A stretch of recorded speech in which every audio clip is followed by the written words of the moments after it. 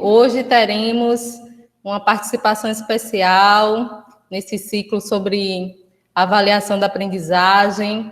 Teremos aqui, colaborando conosco, a professora Elane dos Reis.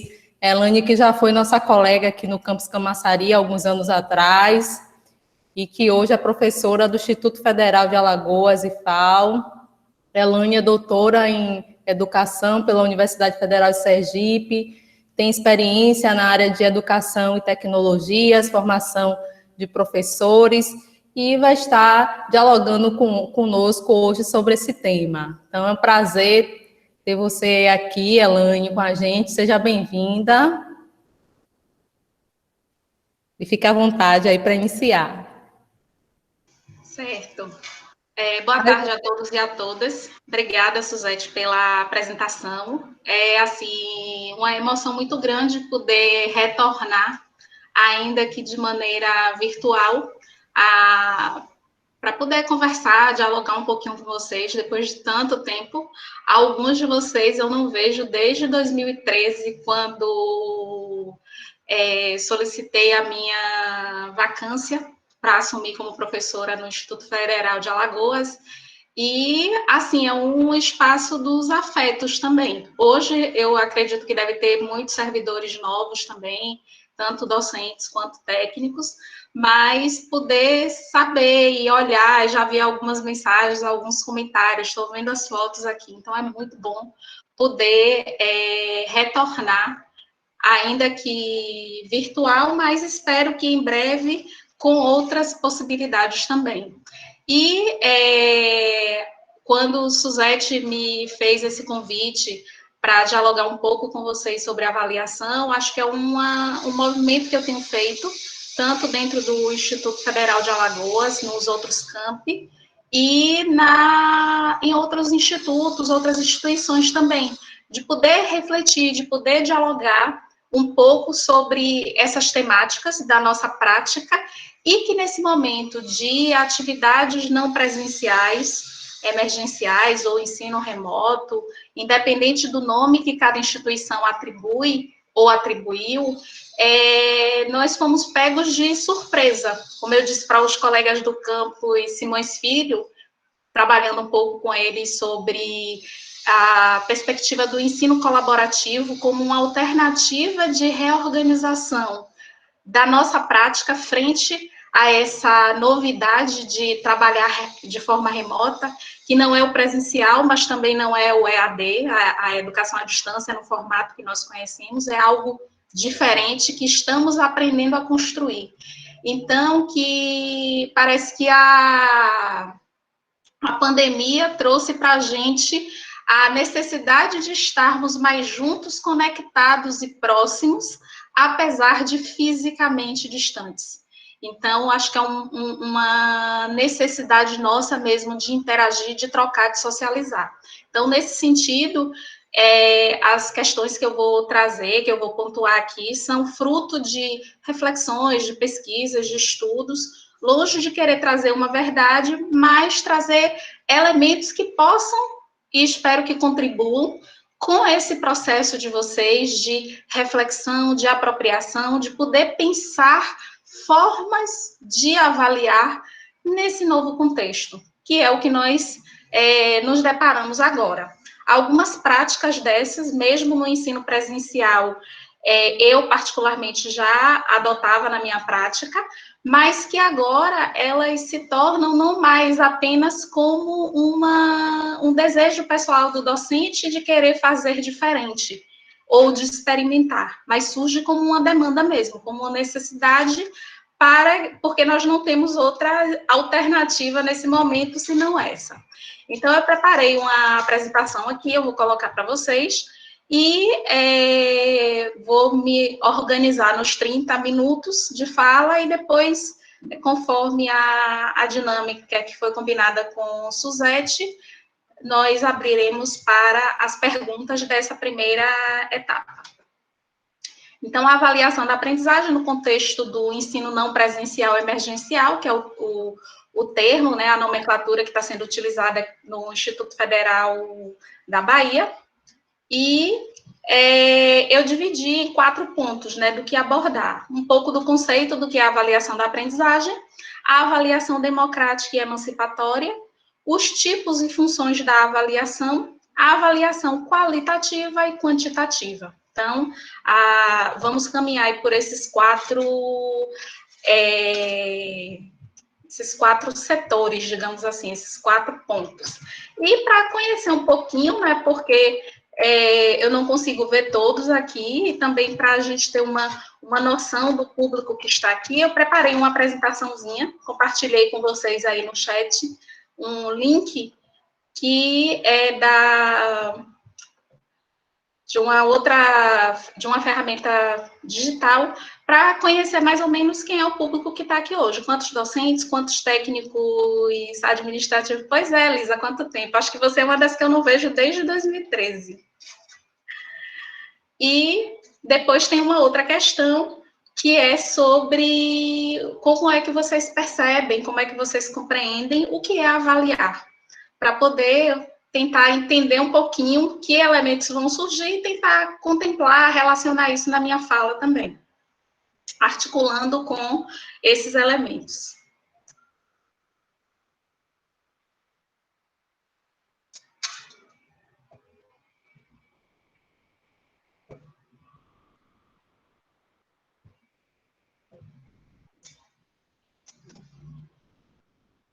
Então, nós temos aqui 2 pessoas que já acessaram. As 2 são docentes. Eu acho que está todo mundo aí bem quietinho, mas eu não sei usar esse negócio do QR Code, não. Juliana vai dizer que... Não, eu coloquei o link no chat. Ah, bom, porque eu já ia dizer, gente, eu não sei usar isso, não. Não, tá aqui, eu coloco de novo.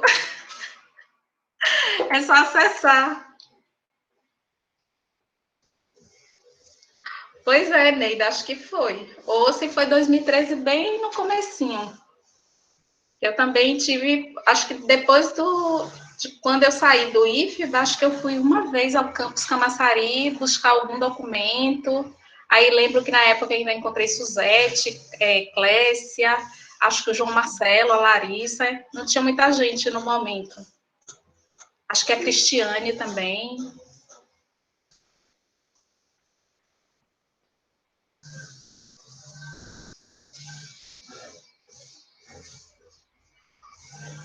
Pelo chat ele já vai direto. Ou pelo link já vai direto.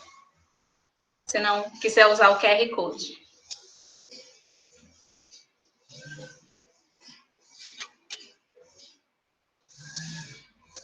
Gente, lá vou eu de novo. Quando eu entro, dá direto nessa tela, eu não tenho a opção de responder. Agora eu ia dizer isso. Quando eu entro pelo QR Code no celular, ele me dá a opção de responder. Quando eu entrei pelo link no computador, ele já vai para a sua resposta final. Deixa eu ver aqui o que foi que aconteceu. Eu vou aprender com o Juju. Eu devo ter compartilhado o link. Devo ter compartilhado o link da resposta, Certamente. Tente pelo celular, Heleninha, só você abrir sua câmera. Essas questões são ótimas para a gente ver que com a gente dá erro, com os meninos também.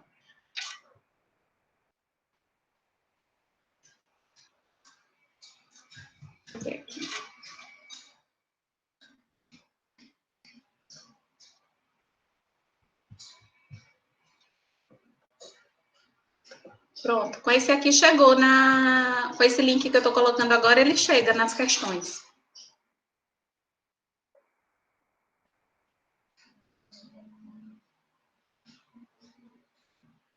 Pois é, Clécia, que bom saber que você está por aqui também. Quanto tempo? Bom, então nós temos aqui 15 pessoas que responderam, 88%. Agora aqui tem a quantidade maior, 86% docentes, 14% técnicos.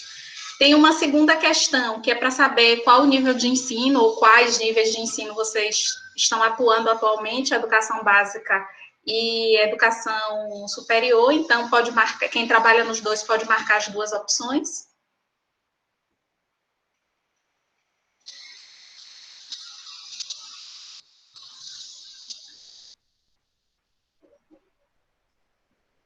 E, em seguida, nós temos uma outra questão que é relacionada a essa. A gente pode colocar uma palavra ou uma palavra-chave, um pequeno texto com até 25 caracteres. Avaliar é. Então, para vocês conseguem passar, e eu vou retomando aqui a apresentação, e depois eu volto lá para dar uma olhadinha mais nas respostas. Então, essa imagem eu fiz numa visita ao museu que tem lá em Maceió, que é o Museu Brandão, Museu de Antropologia. Infelizmente, hoje a gente não está conseguindo mais entrar por essa porta devido a questões estruturais. Foi feita uma reforma e a gente só consegue entrar agora pela lateral. E eu acabei de subir a escada e fiz essa foto. E depois eu fui olhar, porque ficou esse ambiente escuro. Elaine? E lá... Oi? A gente só está vendo a tela do diagnóstico agora. Pronto. Eu mudei e esqueci de trocar aqui, acontece. Valeu.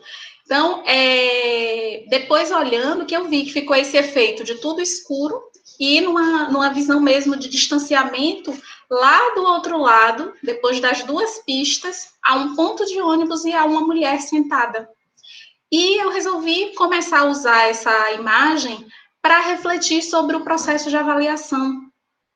Porque, às vezes, como professores, nós nos colocamos num lugar tão distante dos nossos alunos, num lugar tão distante dos nossos estudantes, que, às vezes, a gente nem o conhece direito. Não sabe o que ele pensa, não entende a natureza das dificuldades que ele tem, não conhece de fato quem é aquele com quem nós estamos trabalhando. E o convite que eu deixo para vocês é de que, nesse momento, mesmo com as atividades remotas, que vocês façam esse exercício de se aproximarem mais dos estudantes, de conhecerem melhor cada um deles, de poderem olhar mais de perto para as necessidades de cada um. E aí, a partir disso, a gente começar a construir uma perspectiva de avaliação que esteja em mais sintonia com aquilo que foi previsto, que está proposto no normativo que regulamenta as atividades emergenciais no Instituto Federal da Bahia. E não poderia ser de outra forma, começar a pensar sobre avaliação, pensando a partir de uma relação que é democrática, que é baseada no diálogo, que é a possibilidade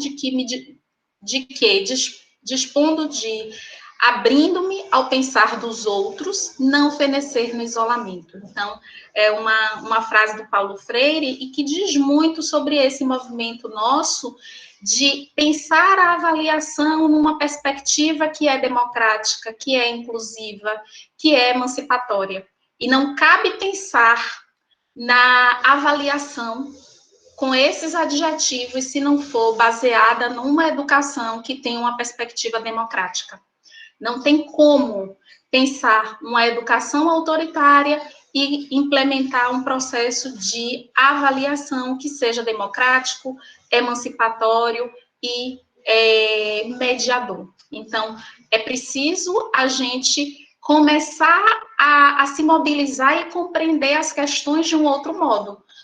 Da mesma forma que, se a nossa instituição assume que a educação, ela é emancipatória, ela é democrática, naturalmente, o planejamento, a avaliação e todos os elementos demais do processo didático, eles precisam abarcar também essa perspectiva. Então, não tem como a gente não pensar sobre esses elementos. E, nesse processo didático, no ensino remoto emergencial, nós temos uma série de mudanças, mas também temos as permanências. O currículo permanece porque cada componente curricular tem ali o que é previsto, o que é esperado, o que precisa ser trabalhado. O planejamento, ele se mantém. A avaliação, as estratégias e procedimentos metodológicos, os recursos e a necessidade de interação. Contudo, cada um desses elementos, ele vai requerer um olhar diferente nosso. A gente vai ter que repensar quais são os conteúdos essenciais, indispensáveis, cruciais que a gente precisa trabalhar. Eu vi as propostas de organização do planejamento, os documentos que estão sendo utilizados para construir o planejamento, e tem ali todos os elementos, mas a gente precisa organizar de um jeito diferente. A interação, ela vai ser diferente, os recursos utilizados, vamos agregar outros além dos que trabalhamos, as estratégias e procedimentos, e a avaliação também. E aí a gente começa a pensar, principalmente quem no presencial já não tinha uma experiência de avaliação, que não estava muito baseada em outras atividades que fugissem ao controle do professor, porque a gente vê muito ainda a avaliação como um controle. Eu lembro até de alguma palestra, alguma situação que eu estive nos últimos meses, e uma professora perguntou se não tinha como, quando o estudante estivesse respondendo a avaliação pelo Google Formulário que ela elaborou, se não tinha como pedir, de repente, para alguém da casa filmar o aluno naquele momento, para ela ter certeza que ele só estava na página do Google Formulários e não estava olhando para nenhum outro lugar. E aí eu lembro de uma experiência que eu tive com os alunos na graduação, em que eu fiz prova com eles, tanto no Moodle, provas presenciais, mas as provas dentro do Moodle e dentro do SIGA. E aí eles ficaram assim no início, professora, mas a gente vai fazer aqui agora no notebook, no computador? Sim. Mas a gente está com acesso à internet. Eu disse, eu sei. E se a gente quiser olhar alguma coisa, eu digo, olhar, vocês podem olhar. Agora, a natureza da questão que vocês têm que responder, vocês não vão encontrar resposta pronta em lugar nenhum. Então, vocês podem abrir o que vocês quiserem, consultar o que vocês quiserem, porque essa elaboração é uma elaboração de cada um. Então, é uma provocação para que a gente pode continuar fazendo teste, fazendo prova, fazendo trabalho, porque o instrumento avaliativo por si só, ele não diz nada. O que diz é o posicionamento nosso, a forma como nós elaboramos, a forma como nós olhamos para eles. E lá para frente, Suzete vai aprofundar um pouquinho dessas questões sobre os instrumentos com vocês. E, nesse sentido, a gente tem visto uma necessidade muito grande desse processo de colaboração, que não é uma colaboração só do ponto de vista dos professores entre si, mas é pensar de todos esses atores envolvidos no processo didático que precisam colaborar. Então, o ensino emergencial, de forma remota, ele tem uma demanda muito grande de acompanhamento para os estudantes, por exemplo, por parte dos servidores que são da área técnica, da pedagogia, da psicologia, da assistência social, e que precisa ser um trabalho articulado com os docentes. E, do mesmo modo, o estudante, ele não está isolado disso, a gestão não está isolada. Então, é uma colaboração que pensa de uma forma mais ampla, na docência, no ensino, na aprendizagem, no planejamento, e, de alguma maneira, também isso vai refletir no processo de avaliação. E, retornando aqui, só para eu dar uma olhadinha no que vocês trouxeram como o que é avaliar, então tem aqui, diagnosticar o alcance dos objetivos, saber sobre o alcance dos objetivos, então mesmo eu me perdi aqui, pronto. Saber sobre o alcance dos objetivos, acompanhar, aprender, processo pedagógico contínuo, feedback referente ao que está sendo desenvolvido durante o processo de ensino, diagnosticar sempre para intervir, verificar a compreensão do conteúdo, é um processo.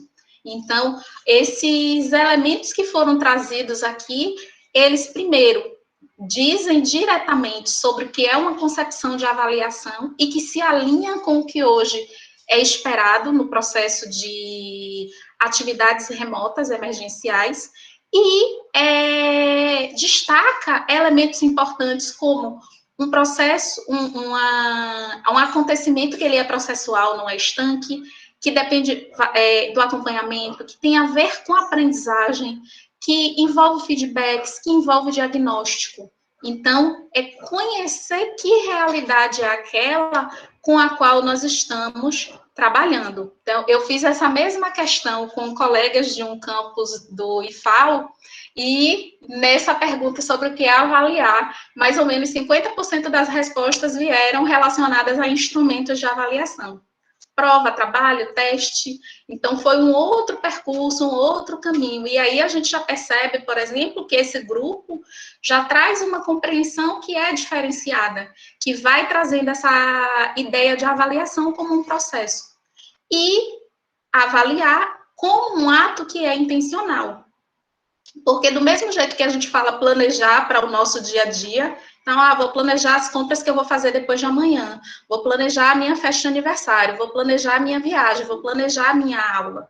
Mas quando a gente vai para a aula, a gente tem toda uma carga de intencionalidade, porque a gente quer ensinar algo a alguém e espera que aquele alguém aprenda. Do mesmo modo, avaliar. Quantas vezes a gente avalia de maneira informal, no sentido de emitir uma opinião, um parecer, e que às vezes a gente não é nem solicitado de fazer isso, mas é uma coisa natural e involuntária. Então, eu olhei, não gostei do cabelo de fulano, não gostei da roupa de ciclano, não teria feito daquele jeito, mas no processo didático é um ato intencional. A gente tem que saber que objetivos estão ali presentes. A Veiga vai falar que no ensino a gente tem essas relações que estão aí presentes. O ensinar envolve o aprender, o ensinar envolve o aprender envolve o pesquisar são dimensões que necessitam da avaliação para fazer esse acompanhamento. E tudo isso está dentro dessa relação de interação entre sujeitos e objetos. E um processo de ação, reflexão e ação, que está ali constantemente acontecendo. É um ciclo. Então, a gente executa, a gente reflete, a gente replaneja, volta a agir de novo. E trago aqui algumas definições do que é avaliar. Para Lucchesi, a avaliação da aprendizagem é uma prática de investigação do professor, então já abarcando, né, uma aproximação com o que vocês trouxeram, cujo sentido é intervir na busca dos melhores resultados do processo de aprendizagem dos nossos educandos em sala de aula. Em seu conceito, afirma que a avaliação é um juízo de qualidade sobre os dados relevantes para a tomada de decisão. Então, avaliar necessariamente é tomar decisões. E essas decisões não são só sobre a aprendizagem. A aprendizagem, ela não caminha sozinha. A aprendizagem, ela está dentro de um processo que é de ensino também. Então, por isso, ensinar e aprender. E esse é um hábito que nós somos convidados a começar a modificar, que é entender que os resultados da avaliação, eles dizem sobre o meu processo também, como alguém que está ali para ensinar. O que é que foi feito, o que é que não foi feito, o que é que deu certo, o que é que não deu certo, por que aprendeu, por que não aprendeu. E ao que me cabe, eu tive um professor que ele costumava dizer que cada vez que a gente aponta o dedo para o outro, a gente esquece que tem 3 apontados para nós. E ele dizia que era para Deus, que a gente tem que responsabilizar uma outra entidade mais acima, e que diz assim, se não conseguir ninguém encontrar uma solução, foi porque Deus quis assim. E eu vejo muito nesse processo de que a gente, no momento em que detecta, que identifica a situação de não aprendizagem do outro, como docentes, a gente tem que pensar também e se perguntar, como foi que eu ensinei, o que foi que eu ensinei, será que as estratégias deram conta? Será que a abordagem para o conteúdo deram conta? Então, é um processo que não tem como a gente desvincular. E, né, pensando nessa questão de avaliação de processo, eu vou falar rapidamente sobre 2 experiências de professores, que um foi meu colega de trabalho, o outro foi meu professor durante 3 anos no ensino médio, 2 anos no ensino médio. O professor que eu tive no ensino médio, de matemática, ele era muito rígido. Anos depois eu vim descobrir que ele nem era professor de formação, na verdade. E ele tinha o costume de, no dia de...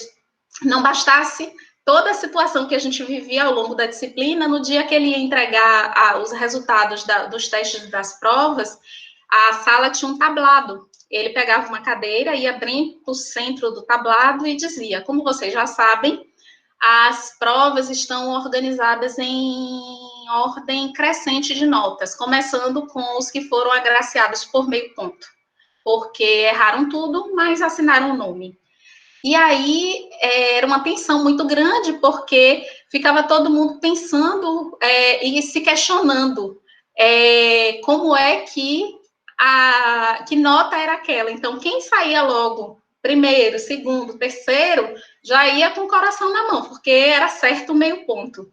E aí ficava aquele zum, zum, zum na sala, né? E aí, você já conseguiu? Quanto é que você tirou agora? Que é para saber se pelo menos já estava numa situação mais confortável. E isso me marcou muito como uma referência do que não fazer no processo avaliativo.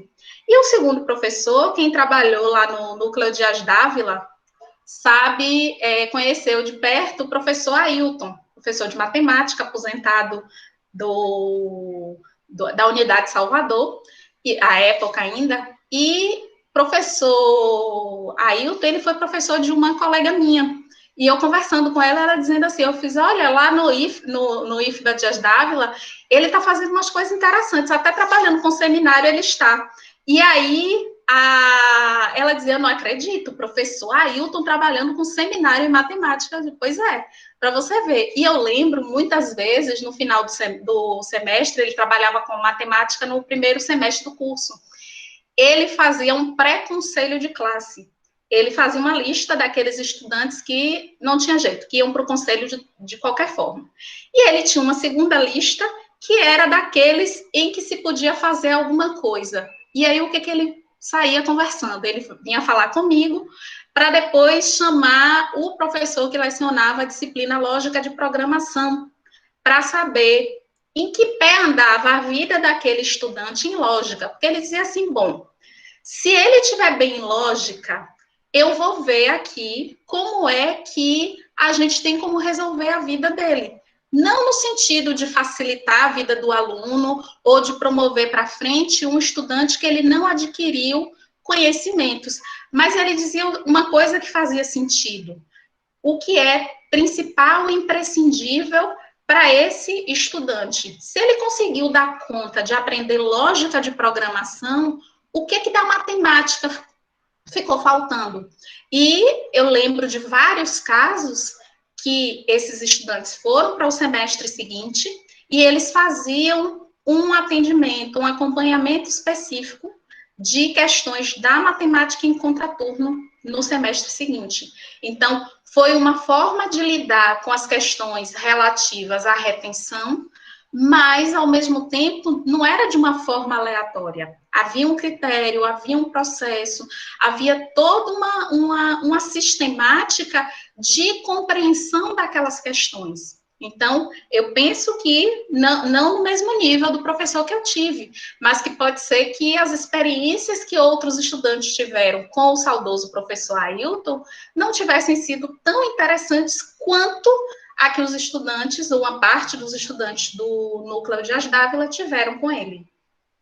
E Lucchesi traz uma provocação de que a escola brasileira opera muito mais com a verificação e não com a avaliação da aprendizagem, justamente por uma preocupação excessiva com resultados, com instrumentos que verifiquem e se atribua notas, e sem uma preocupação muito mais ampla com a avaliação de fato. E ele também traz aqui a perspectiva da avaliação, do avaliar como um ato de diagnosticar uma experiência, tendo em vista reorientar para produzir o melhor resultado possível. Por isso, ela não é classificatória nem seletiva, ao contrário, entende-se como um processo que é diagnóstico e que é inclusivo. Aqui a questão eu vou passar, mas é falando da articulação da avaliação com o projeto pedagógico. A concepção de avaliação, ela precisa estar amarrada com a concepção que a instituição determina. Então, por exemplo, hoje, no ensino remoto no IFBA, nós temos a definição de tem uma diretriz, um normativo, e que traz uma concepção do que é avaliar. E, nesse sentido, quando nós formos elaborar o nosso planejamento e, consequentemente, propor as nossas atividades voltadas para a avaliação, a gente precisa considerar o que é que está previsto nessa diretriz, o que é que está previsto nesse projeto e como é que nós podemos trabalhar. E esse documento, ele sinaliza, por exemplo, questões para se pensar uma avaliação que seja democrática e que seja emancipatória. E aí é um movimento em que a gente é convidado a refletir se, até então, os processos avaliativos que eu tenho desenvolvido, eles estão voltados para um acolhimento ou para exclusão. Eu gosto muito dessa fotografia porque me lembra muito esse contexto de instituição de ensino dos conselhos. Então, a impressão que eu tenho é que sempre o estudante está sentado aí nessa cadeira do centro e que nós ocupamos essa outra posição ao redor e que vamos fazer um julgamento dele. E que eu já vi situações, assim, horríveis em instituições outras que eu me perguntava o que era que eu estava fazendo ali, eu queria muito ir embora, até porque eu era uma visitante, fui desenvolver um trabalho na escola e acabei que me deparei com um conselho de classe e fui convidada a participar. Sinceramente, num determinado momento, eu tive vontade de me esconder embaixo da mesa, consegui encontrar a porta e sair daquele lugar, porque parecia qualquer coisa menos uma reunião de professores para refletir sobre o processo de ensino-aprendizagem. Então, a avaliação, se a gente sai dessa dimensão do julgamento, da acusação, da constatação, de apontar apenas o erro do outro, a gente deixa de poder construir um processo que seja dialógico, onde a gente vai olhar os dados, vai refletir sobre eles e vai pensar nas intervenções, porque também constatar que não funcionou e não fazer nada também não adianta. E esse processo avaliativo nesse sentido aí dessa imagem, ele está muito voltado para a punição, para o fracasso, e só para pensar se o estudante atingiu ou não a nota suficiente para ser promovido. Então, é muito pouco. E a perspectiva que se sinaliza hoje é de um processo que ele envolva esse diálogo, essa troca, essa socialização que diz respeito a uma avaliação que seja emancipatória e dialógica. A educação dialógica precede a avaliação dialógica. Então, Romão, o José Eustáquio Romão, ele traz essa perspectiva para nós, de que a avaliação deixa de ser um processo de cobrança para se transformar em mais um momento de aprendizagem, tanto para o aluno quanto para o professor, principalmente para o professor. Se ele estiver atento aos processos e mecanismos de conhecimentos ativados pelo aluno, mesmo em caso de erros, no sentido de rever e refazer seus procedimentos de educador. Então, o que é que pode ser feito, como pode ser feito, inclusive até para pensar nos processos de recuperação, de como oportunizar esse estudante sair daquela condição de erro e ir para uma condição de superação e de aprendizagem. A Romão ainda destaca que nesse processo de avaliar a aprendizagem, vale muito mais a reflexão problematizadora coletiva a ser desenvolvida ao aluno para que ele, com o professor, retome o processo de aprendizagem, em vez de chegar na sala e fazer uma pré-leção dos erros, aquela correção que às vezes é feita, e o estudante que ele errou e que ele não compreendeu, muitas vezes ele continua sem compreender por que ele errou, como é que ele errou, porque tem algo que falta ali, e que só ver a correção sendo feita no quadro não dá conta. Nesse sentido, a sala de aula se transforma num verdadeiro círculo de investigação do conhecimento e dos processos de abordagem do conhecimento. Então, a ideia caminha bem por aí. O que é que aquelas informações dizem respeito e como é que a gente pode utilizar? A avaliação emancipatória é um conceito que vem da SAU, que destaca que se caracteriza como um processo de descrição, de análise e crítica de uma dada realidade visando transformá-la. Então, é olhar e poder pensar com vistas a transformar, porque já temos muito tempo só constatando e pouco tempo intervindo de fato. Então, a ideia é que a gente possa usar esses dados da avaliação numa perspectiva de transformação. Os tipos e as funções da avaliação, então, nós temos 3 tipos e funções, né, que são a avaliação diagnóstica, que pretende conhecer o aluno, a somativa, que tem a perspectiva de promover ou de reter, e a formativa, para acompanhar a aprendizagem e intervir. A avaliação diagnóstica, ela exerce a função de verificar as possibilidades do educando para prosseguir para a próxima etapa do ensino-aprendizagem. Relata as fases da aprendizagem que o aluno se encontra, fornece os dados e subsídios para o novo planejamento de ensino. A avaliação diagnóstica, ela acontece do primeiro ao último dia de aula, porque a cada novo conteúdo, a cada nova proposta, claro, tem uma avaliação diagnóstica mais densa que nós fazemos no início dos períodos letivos, mas a cada conteúdo novo que eu apresento e que eu faço aquele levantamento prévio do que os alunos já sabem, que conceitos eles têm, que conceitos eles não têm, as próprias atividades que nós fazemos ao longo, ainda que elas não valham nota, porque necessariamente não tem que valer nota, valer ponto, elas funcionam como um diagnóstico. E eu e a minha colega, que estamos dividindo o componente curricular agora no ensino remoto, nós temos 2 turmas. E em cada turma a gente teve que fazer adaptações para dar conta desses diagnósticos. Então, todo dia que tem aula síncrona, a gente trabalha com um diagnóstico com eles, para orientar o que a gente vai trabalhar ali naquele momento, ajustar a nossa fala e também para ver o que a gente vai propor e incrementar para os momentos assíncronos. A avaliação formativa, ela determina se o aluno está apto a prosseguir, identificando as principais insuficiências no início do processo e o que é necessário para a aquisição de uma etapa posterior. É o processo formativo de aprendizagem do aluno, sempre informando os avanços e as dificuldades, tanto no processo de ensinar, quanto no processo de aprender. E isso também numa perspectiva crítica e progressista de educação.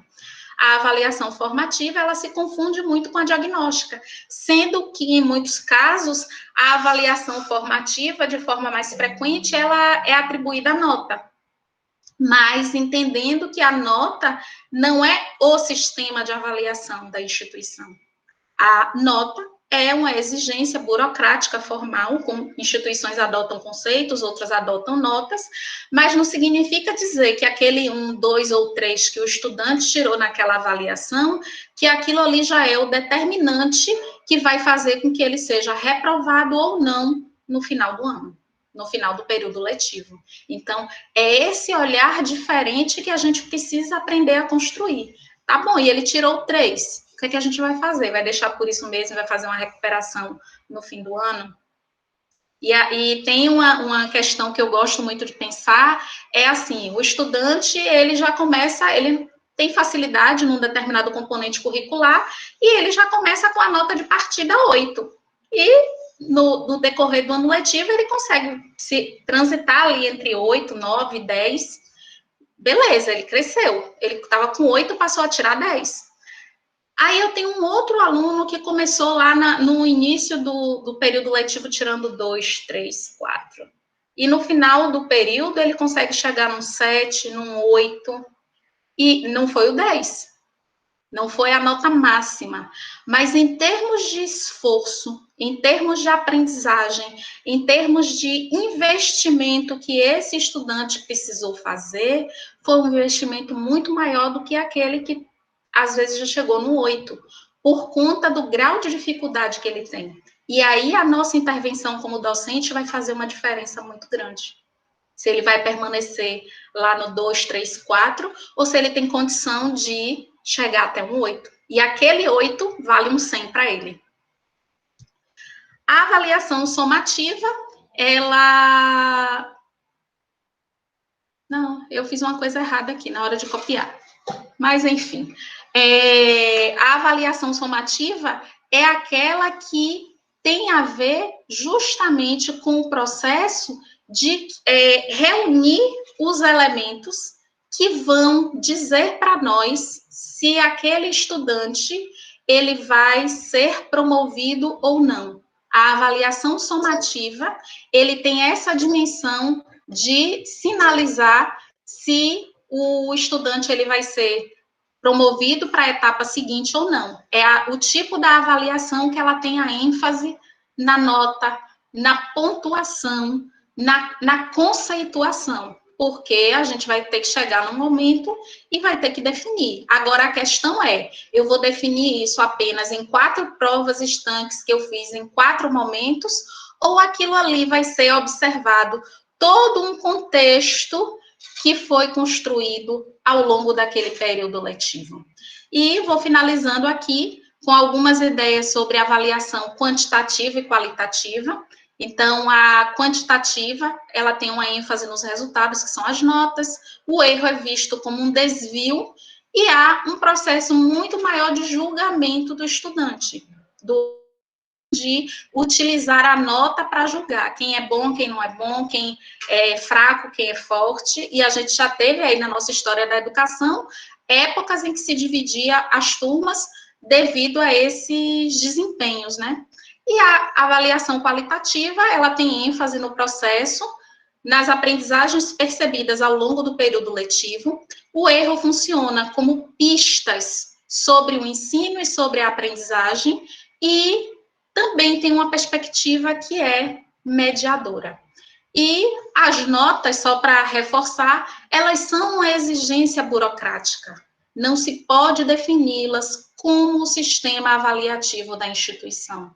Nota não é sistema avaliativo, do mesmo jeito que instrumento avaliativo não é avaliação.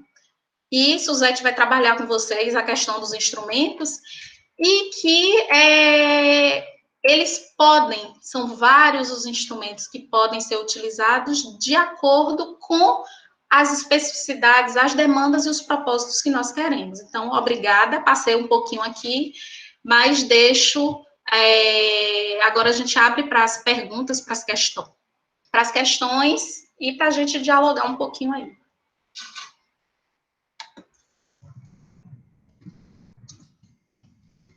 Elaine? Oi. Boa tarde. Boa tarde.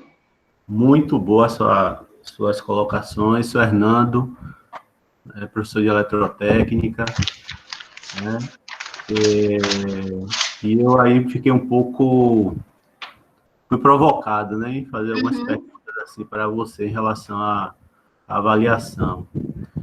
Eu tenho passei por algumas experiências, né, considerando assim alunos que têm todo aquele apoio, né, de ata, né, aluno que passa o ano todo, né, sendo chamado para ser acompanhado, né, aluno que não consegue, ele, por algum motivo, ele não comparece às atas, que é um momento realmente de dar aquele apoio mais individual para o aluno, né? E quando chega no fim do ano, o aluno vai ser avaliado por outras formas, né? Como conselho final e etc. E aí, quando chega no momento de avaliar esse aluno, lá no conselho final, há um apelo, né, em fazer com que o aluno avance, né? Mas a gente percebe, aí eu faço a minha reflexão enquanto professor, que durante o ano a gente correu atrás desse aluno, né? A gente tentou conversar com ele, houve outras, não só o professor, como outras disciplinas, como a pedagogia, né, que foi chamado para conversar, mas ele continuou com aquela mesma postura, né, de ficar sempre a par, né, não ter uma ação mais ativa de estar ali, de questionar, de procurar, né? Até nos espaços onde realmente há o momento dele conversar até com um colega, durante uma ata, por exemplo, o aluno não aparece.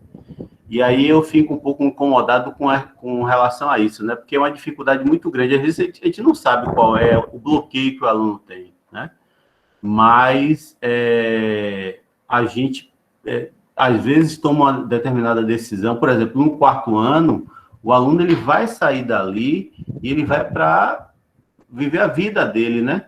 E, às vezes, quando o aluno ele não percebe o quanto que ele perdeu, né?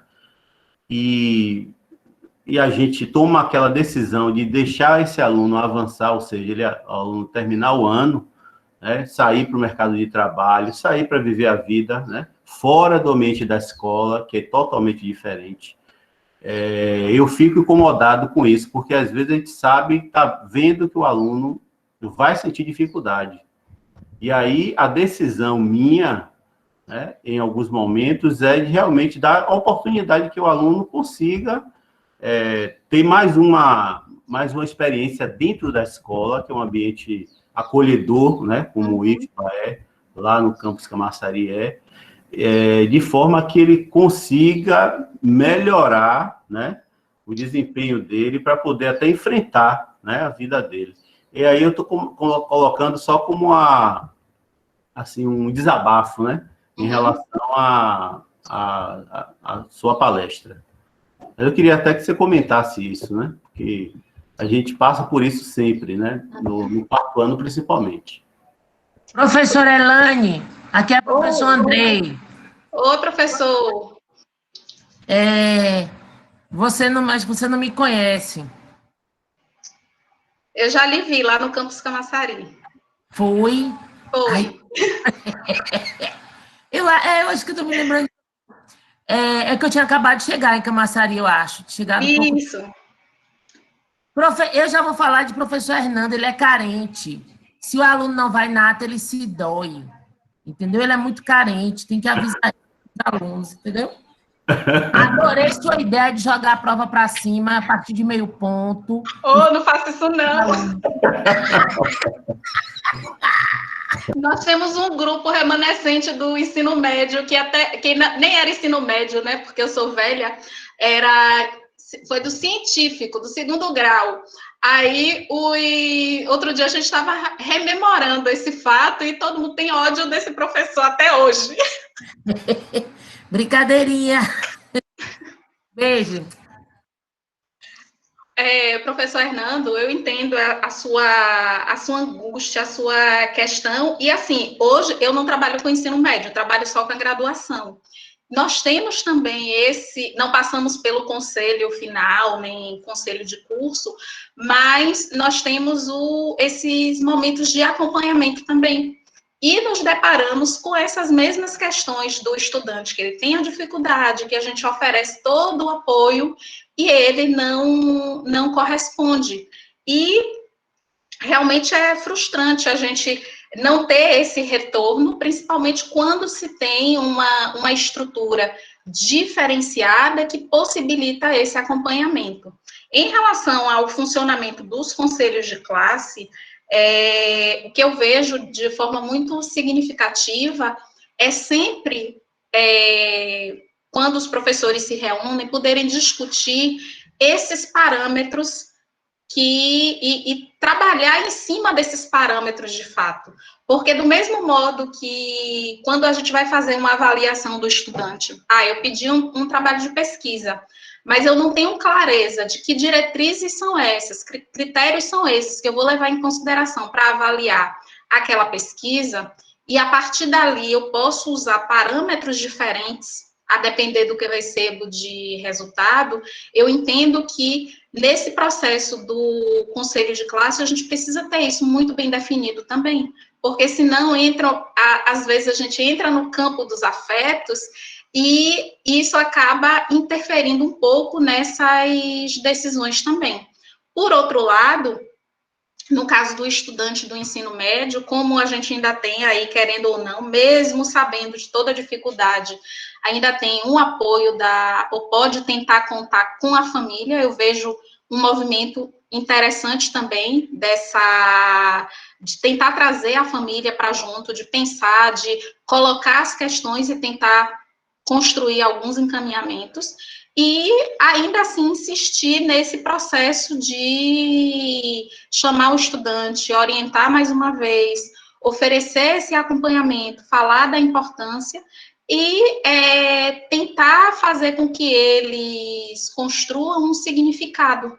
E eu não sei hoje como é o perfil dos estudantes do campus Camaçari, mas na época que eu trabalhei aí, eu percebia muito, do mesmo modo que eu percebo hoje lá no IFAL, mesmo não sendo professora do integrado, é que muitos estudantes, eles buscam os institutos federais ainda para terem um diferencial na formação do ensino médio, para ter uma chance maior de concorrer, às vezes, no Enem, para ingresso numa universidade.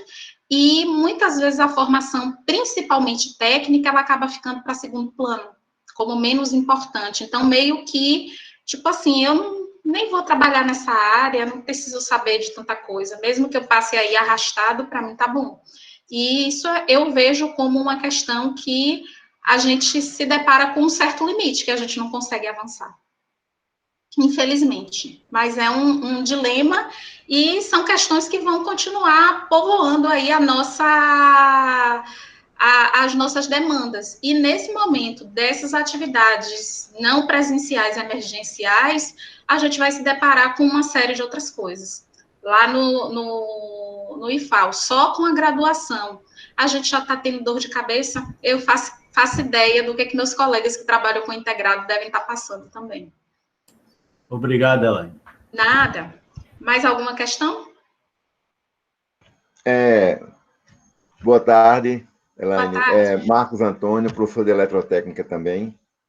Bom, essa angústia de Hernando eu também compartilho com ele, e eu vejo realmente as coisas dos dois lados. Eu vejo a questão dessa que você teve esse professor, né, como você diz, um exemplo a não ser seguido, né, que é aquele cara que vê o aluno, na verdade, como um opositor a ele, né, como se fosse um time inimigo. Eu sempre que eu chego na sala de aula, eu digo, gente, nós somos o mesmo time. Eu sou o técnico, vocês estão aqui para a gente jogar juntos. Se vocês perdem, eu também estou perdendo. Porque aquele conceito, eu ensinei, se eles aprenderem é problema deles, isso aí a gente sabe que não é a verdade. Eu vejo que realmente eu ensinei quando eu vejo que eles aprenderam.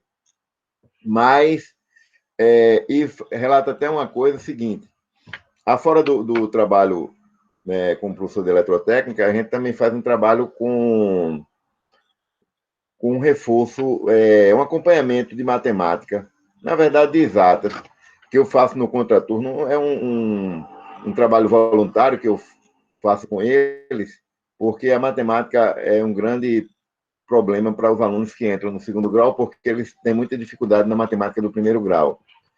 E eu vejo, principalmente aí, mas também nas provas de eletrotécnica, o erro do aluno é uma coisa muito rica para ser explorada, para saber justamente onde ele está errando. Quando você falou que, quando nós corrigimos a prova na sala de aula, para alguns alunos realmente tira aquela dúvida, mas para alguns, realmente aquilo ali não vai dizer muita coisa. Mas se a gente tem a oportunidade de pegar essas provas em uma ata, ou às vezes até quase que assim, individualizado, assim, a gente tem condição de mostrar a ele o ponto exatamente que ele está errando. Na verdade, a gente começa a entender o que é que ele está pensando diferente. E aí vai ser uma ferramenta riquíssima para que o professor consiga realmente chegar ao aluno e mostrar a ele como é que ele deve fazer. Porque, assim, uma coisa generalizada, muitas vezes não surte efeito para alguns alunos, aqueles que têm mais dificuldade. Agora, também fico nessa angústia. O aluno, quando ele termina o segundo grau técnico, né, segundo grau integrado no IFBA, a gente está assinando para ele um certificado, um diploma, que, mesmo que ele diga, digamos assim, mesmo que a gente acha que ele não vai trabalhar na área, mas ele está apto a trabalhar na área. Então, isso é um problema, certo? Agora, o meu maior problema não é nem com a questão do aluno que tem a dificuldade a mais. É aquele aluno que, apesar de apresentar uma certa dificuldade, ele, na hora da aula, ele está jogando dominó na cantina, na hora da ata, aí é que não se vê mesmo ele. E quando chega, às vezes, na questão do conselho, surge a questão emocional, a questão emotiva, isso e aquilo. Isso eu acho um perigo. Eu acho até que o conselho, não só o de classe, mas o de curso, não só o pessoal da pedagogia, da assistência social e de psicologia, mas os próprios conselhos de curso, eles deviam ter uma ação durante o processo, porque para ver se conseguir um jeito de chamar aquele aluno para a realidade, porque muitas vezes ele passa o ano todo assim, e em Camaçari nós temos uma convivência muito, muito próxima devido ao campo ser pequeno e tudo, e realmente alertamos, rapaz, vamos lá e tal. Eu já me coloquei até à disposição de dizer o seguinte, olha, se você não está nem na ata, você está sentindo à vontade, vamos marcar um horário para você vir. E mesmo assim o aluno não vir e depois se relata uma série de coisas e aí esse aluno ele fica com um certificado de segundo grau. Não, de segundo grau não, de técnico em eletrotécnica. Né? Então tem esses dois lados. A gente tem aquele problema, como falou, o aluno que começou com 3, 4 pontos e chegou a uma média 7, e aquele que entrou com 8 e chegou em 10, é lógico que aquele que começou com 3 ou 4 pontos teve um crescimento muito maior e uma projeção futura que Deus sabe o limite. Tem alunos que passaram com dificuldade e depois se projetaram muito profissionalmente. Mas temos realmente essas questões que fica esse dilema de conhecimento, fora a questão da dificuldade do aluno, certo? Parabéns pela palestra, muito bem posicionada. Eu quero falar de novo, Elaine.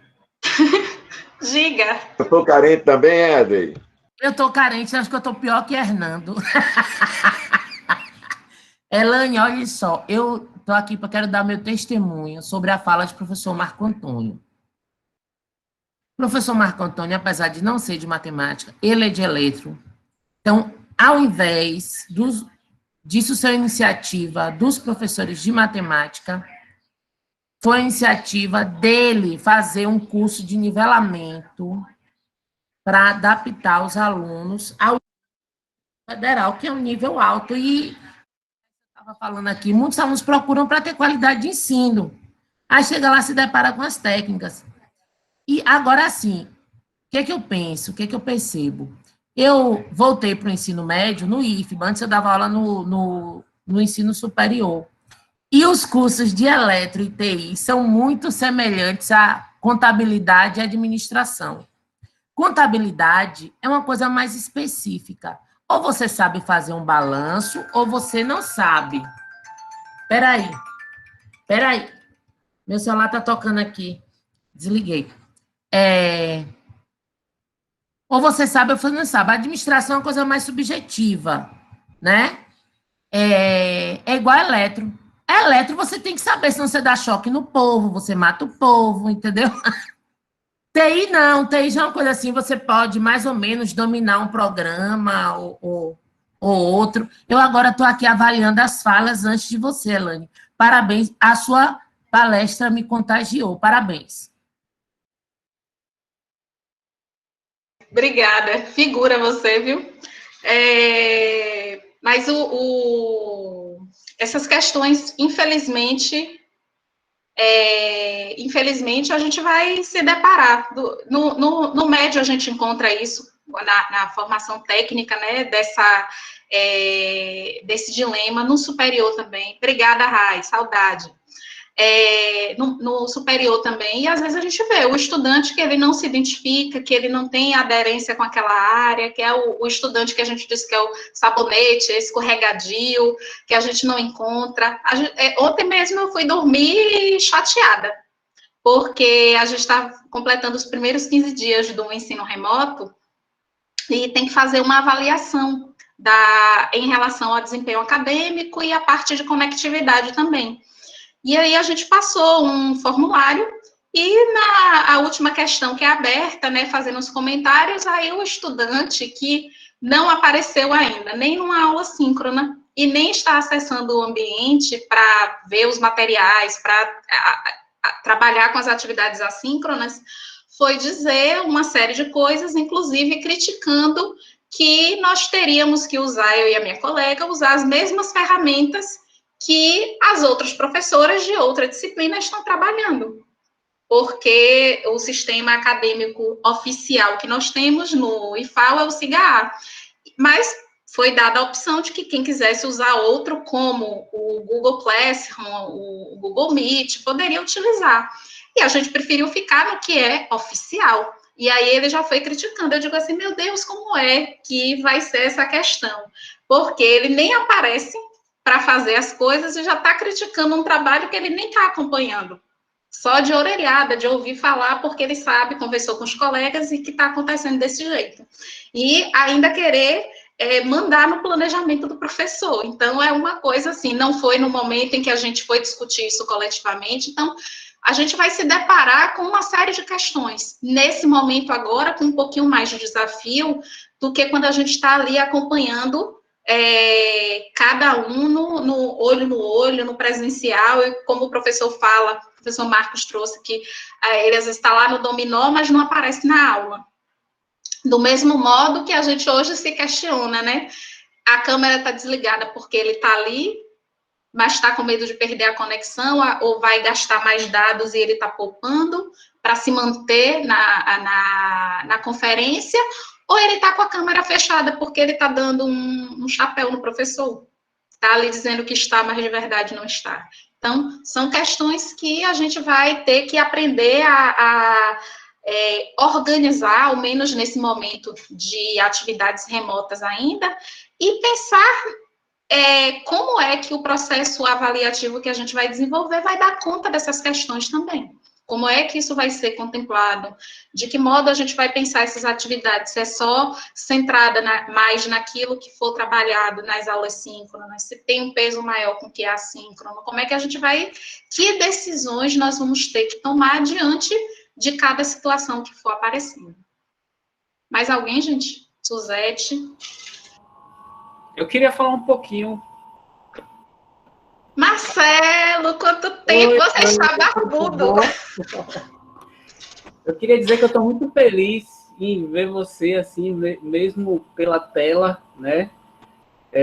Bater um sentimento meio que nostálgico aqui, uma grande parceira aí de concurso, né? Viajamos juntos. Pois aí, é verdade. por esse país, né?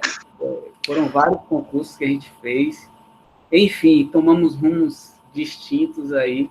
Estou muito feliz, né? Você fez relembrar aí do professor Ailton, um grande parceiro também, um grande mestre que eu tive nessa trajetória. E, assim, falando de avaliação, eu acho que para a gente,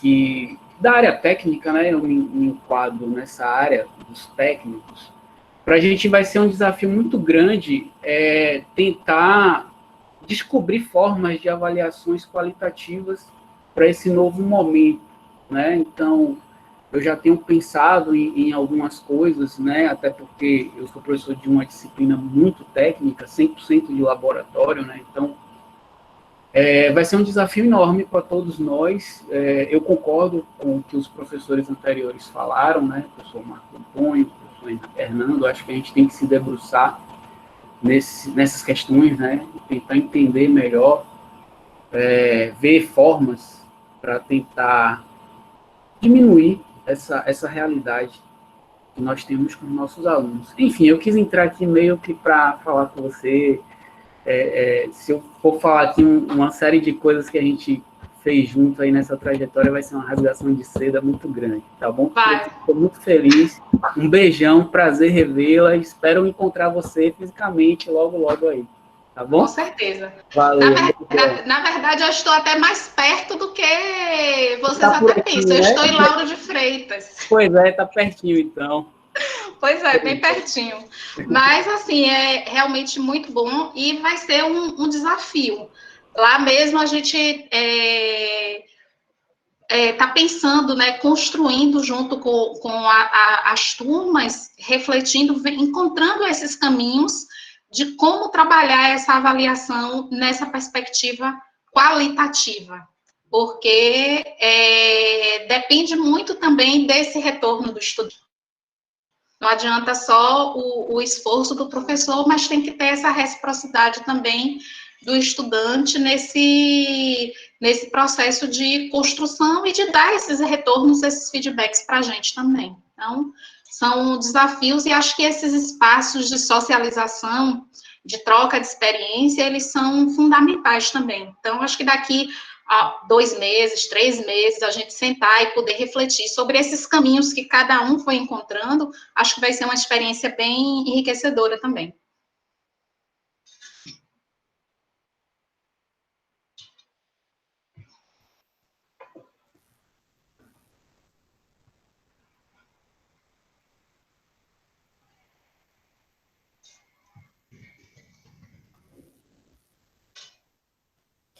Elaine?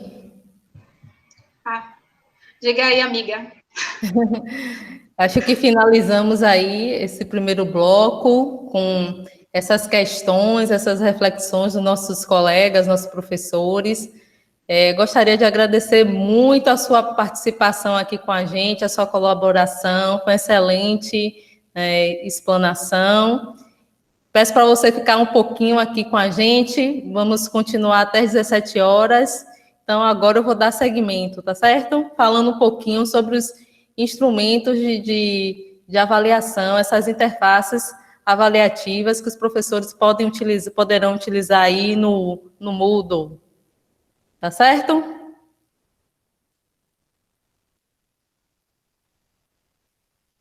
Então, vamos lá, gente.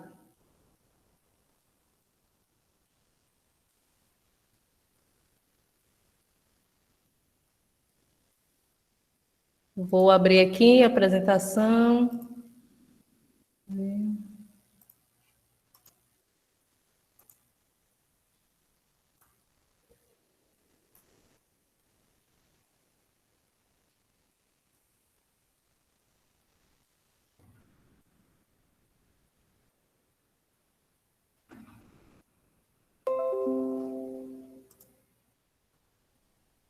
Só um momento.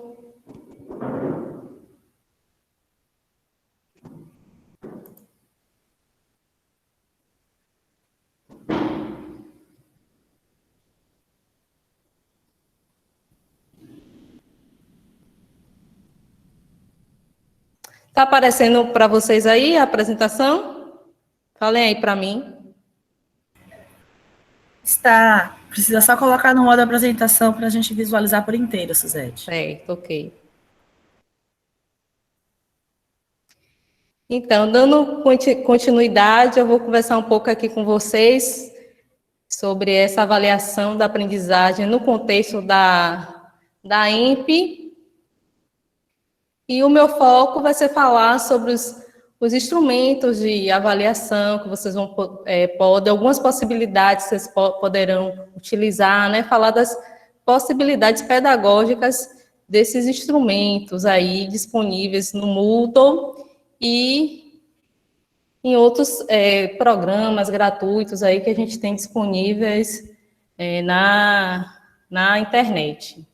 Então, para começar a avaliação da aprendizagem nesse contexto, eu gostaria de enfatizar alguns pontos que vocês precisam prestar atenção, né? A questão da diversidade de instrumentos, de utilizar instrumentos diferentes, né, de acordo com o conteúdo e o objetivo de aprendizagem de cada disciplina. Então, não utilizar o mesmo instrumento, né, procurar diversificar, adaptar os instrumentos ao contexto não presencial.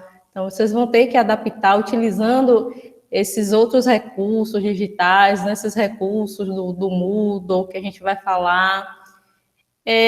Aplicar esses instrumentos, de preferência de forma assíncrona, levando em consideração as instabilidades, né, na internet, as dificuldades de conectividade que nossos alunos podem ter, que acontece até com a gente, né? Essa semana o pessoal aqui da pedagogia, da COTEP, a gente fez uma live de acolhimento dos estudantes, e estava chovendo no momento, muita chuva aqui em Salvador, e até eu conversei com as colegas, a gente começou a ficar preocupadas com a questão da conexão, de cair a conexão. Então, é algo que acontece com a gente, pode acontecer também com nossos estudantes em um momento de avaliação, então dá preferência às atividades assíncronas, né? Mas aí vocês podem me perguntar, Suzete, mas na minha disciplina eu preciso fazer uma atividade síncrona, eu preciso fazer um debate, eu preciso fazer um seminário. Pode fazer, mas a gente vai falar mais um pouquinho lá na frente, né, de algumas estratégias, no caso das atividades síncronas, tá certo? Outro fator importante é a transparência nos critérios de correção, de rúbricas, das rubricas, né, de ter parâmetros, como a colega Elaine falou, a gente, ao avaliar, a gente precisa ter critérios, ter parâmetros. E também a questão das notas, né, trazer essa transparência, essa clareza, que o aluno saiba, né, qual o valor ali, a valoração desses instrumentos, né? No caso aí dos componentes que vão ter aproveitamento. E também nesse momento aí que nós estamos distante fisicamente dos nossos alunos, é importante, mais do que nunca, é importante também trazer um feedback dessa avaliação. Também a gente precisa prestar atenção às algumas diretrizes da resolução do CONSUP, número 19, que é essa resolução que regulamenta as AEMPs aqui no nosso instituto. Então, esses processos avaliativos, eles precisam estar em conformidade, né, com a organização didática do ensino técnico, as normas acadêmicas do ensino superior, os regulamentos de cursos de pós-graduação, em vigor no IFBA. A diretriz número 19, que regulamenta as AEMPs, ela vai trazer questões, orientações específicas para dar conta desse momento de AEMP, que não estavam previstos nesses outros documentos aqui que eu citei. Mas esses documentos ainda estão em vigor, então a gente precisa também levar em consideração, verificar o que diz a resolução, né, o que essa resolução traz de novo, traz de específico para dar conta desse momento, mas também esses documentos que ainda estão em vigor no IFBA. E, assim, os estudantes que não alcançarem aprovação nos componentes curriculares na forma de AEMP, eles não terão os registros de reprovação no histórico escolar, porque se trata de uma oferta suplementar e não obrigatória. Então, se ele for aprovado, ele vai poder aproveitar esses componentes aí no retorno das aulas presenciais. Mas se ele não for aprovado, não vai constar a reprovação no histórico escolar desse aluno, porque ele vai ter a oportunidade de cursar esse componente no retorno presencial. E também não haverá registro de reprovação por frequência do estudante, dada a natureza da forma assíncrona, que será também computada para a carga horária. Então, a gente, como até já foi discutido nos outros encontros, né, vai ter a lista de frequência nos encontros síncronos, para nível de acompanhamento desse estudante, né, e vocês vão passar até essas informações aí para a COTEP, para a COTES, para que a gente possa estar acompanhando esses estudantes, verificando se eles não estão frequentando por dado alguma dificuldade, algum problema, né, externo à instituição, para a gente dar esse apoio ao estudante. Então, vai ter esse registro para nível de acompanhamento, mas o aluno ele não vai ser reprovado por frequência, né? Então, vamos falar agora dos instrumentos de avaliação. Deixa eu só fazer um negócio aqui, rapidinho. Só um momentinho.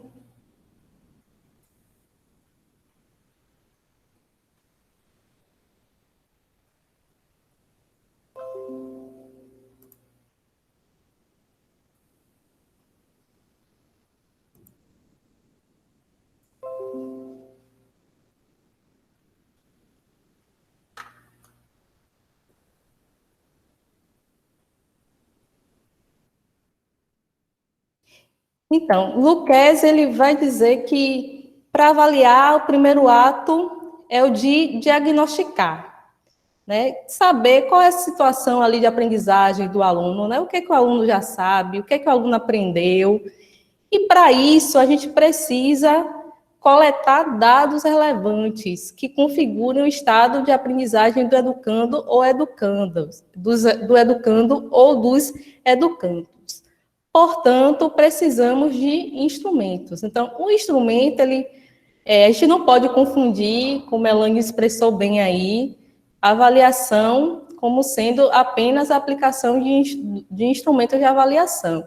A aplicação dos instrumentos, ela faz parte do processo de avaliação. Ela é uma parte do processo de avaliação, onde o professor ele vai coletar dados relevantes sobre essa aprendizagem do aluno para intervir, né, para reorientar o processo de ensino e aprendizagem. Em relação aos instrumentos, a Lucchesi traz algumas orientações para os professores, né, de que os instrumentos, eles precisam ser adequados ao tipo de habilidade que a gente está avaliando. Então, se na sua disciplina você tem como um objetivo lá de aprendizagem do aluno, que ele compreenda o conceito X, na hora de avaliar, a gente vai buscar um instrumento que possa coletar esses dados em relação à compreensão, né, do estudante em relação àqueles conceitos. Aí você vai pedir, por exemplo, a produção de um texto, né, vai pedir a produção do aluno de um mapa conceitual, por exemplo.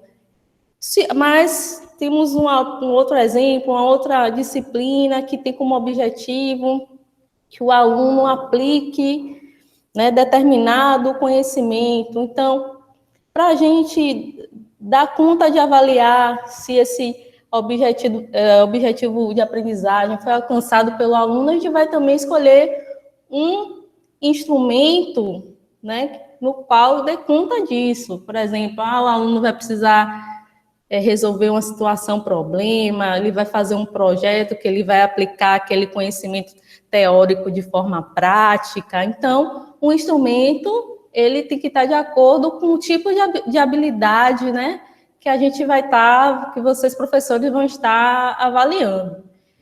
E também eles precisam ser adequados aos conteúdos essenciais planejados, né, ao que foi executado. Né? O que o professor ensinou, ele vai avaliar. Você não vai avaliar o que você ali não ensinou durante o semestre, durante aquela unidade didática. No nosso caso agora é o ciclo, né? Estamos trabalhando com o ciclo aí das AIMPs. Tem que ter uma linguagem adequada, clara e precisa. O estudante precisa compreender exatamente, com clareza, o que o professor está solicitando. E também precisa o instrumento ser adequado ao processo de aprendizagem. O instrumento ele não deve dificultar a aprendizagem do educando. Então, por exemplo, um instrumento ele tem que ter o mesmo nível de dificuldade do que a metodologia que você utilizava em sala de aula para ensinar aquele conteúdo. Então, você não vai ensinar em um nível e cobrar em outro nível mais elevado, né?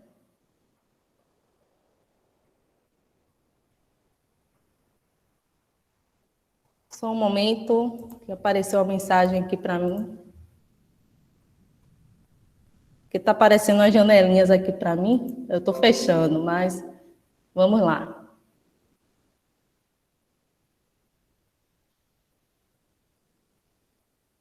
E assim, no ensino não presencial, nós vamos precisar utilizar as interfaces avaliativas, né, que muitas pessoas chamam de ferramentas, né, recursos. Eu vou usar esse termo interfaces avaliativas, que é usado aqui pelos autores que eu trago como referência, que é de Meia Santos e Araújo. Então, o que é que eles dizem? Que em educação online é preciso criar dispositivos para avaliar a aprendizagem, a partir do movimento da rede de conexões, visto que os sujeitos estão geograficamente dispersos, apesar de próximos em potência, em decorrência das possibilidades das interfaces síncronas e assíncronas dos ambientes virtuais de aprendizagem. Então, para avaliar, né, no sentido de aplicar os instrumentos de avaliação, a gente vai ter que dispor aí dessas interfaces síncronas e assíncronas dos ambientes virtuais. No nosso caso, nós temos aí o Moodle como ambiente virtual institucional. Antes de trazer esses recursos, né, essas interfaces avaliativas do Moodle, eu selecionei aqui 2 outras interfaces que são gratuitas e estão disponíveis na internet, que vocês podem utilizar também como um instrumento de avaliação. Então, tem o Kahoot, que é um jogo, né, baseado no princípio da gamificação. Tem a versão gratuita que vocês podem utilizar, tem a versão paga e a versão gratuita. A versão gratuita acredito que vai atender nossas necessidades, porque até 100 alunos podem jogar simultaneamente. E a versão paga, mais alunos podem jogar. Mas eu acredito que a versão gratuita pode atender aí as nossas necessidades. Então, o que é o Kahoot? O Kahoot, ele permite que você produza questionários e quiz, que vão ter esses elementos da gamificação. Então, tem lá a musiquinha, tem a pontuação, tem um tempo para o aluno responder, que o professor vai estipular o tempo, ele vai responder aquela questão em 1 minuto, 2, 3, 4, 5. E depois que ele responder, ele vai verificar a pontuação, tem um ranking, pode verificar o ranking lá dos respondentes. E assim, o professor pode elaborar suas questões, né, desse questionário ou desse quiz, ou ele pode usar questões de um banco de questões gratuitos também disponíveis aí nesse recurso digital. Eu recomendo que a utilização do Kahoot para uma avaliação diagnóstica, né, para vocês aí fazerem um questionário, né, inicial aí para diagnosticarem o conhecimento o que os alunos sabem sobre aqueles conhecimentos. E é uma forma divertida, lúdica e que engaja os alunos. E outra vantagem do Kahoot é que o professor, ele pode baixar um relatório com os resultados, com as respostas dos alunos. Aí aqui tem o site, né, do Kahoot.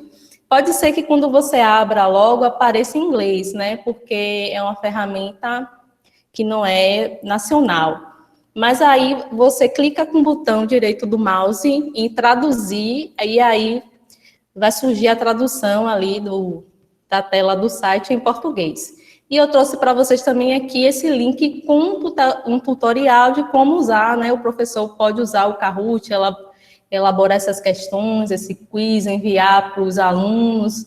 Então, esse tutorial aí tem o passo a passo. E aqui nesse QR Code, vocês vão apontar a câmera do celular de vocês e tem um desafio, tem uma pergunta aí para vocês responderem. Mas não precisa responder agora, não. Esse desafio também está lá no Classroom. Tem um link lá, vocês podem responder depois. Eu vou passar aqui para adiantar, tá certo?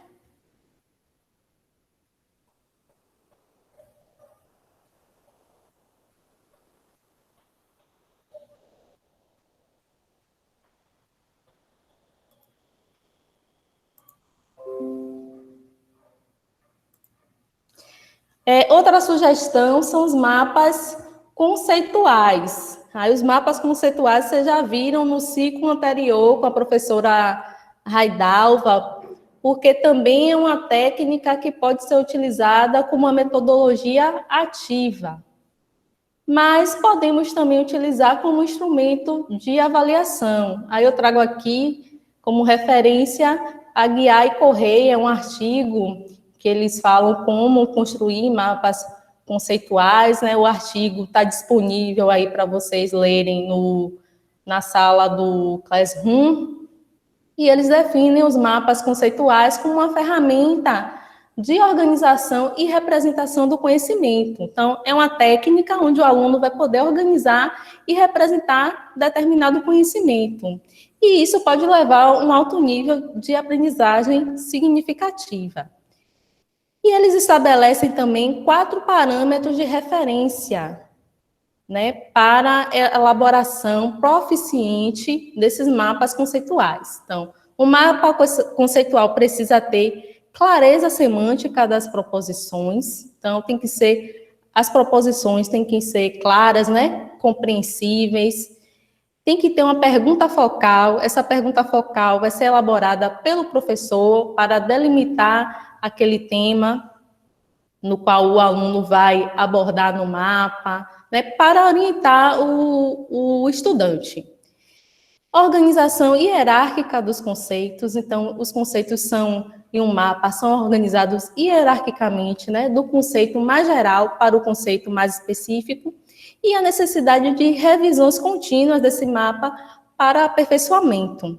E aí, no próximo slide, eu trago esse QR Code aqui, gente, vai dar acesso a vocês ao site de um programa aí, que é o CEMEP Tools, que é um programa para elaborar mapas conceituais. Então, acessando o QR Code, vocês são direcionados para esse site do CEMEP Tools, e também existem muitos tutoriais na internet, né, ensinando aí como elaborar esses mapas nesse programa, que vocês podem acessar, disponibilizar para os alunos.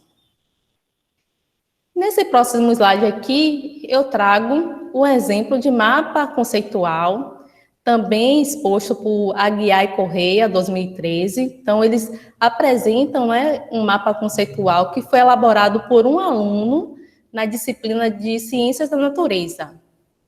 E aí, o aluno, no caso, elaborou esse mapa a partir de uma pergunta focal feita pelo professor, ou pelos professores.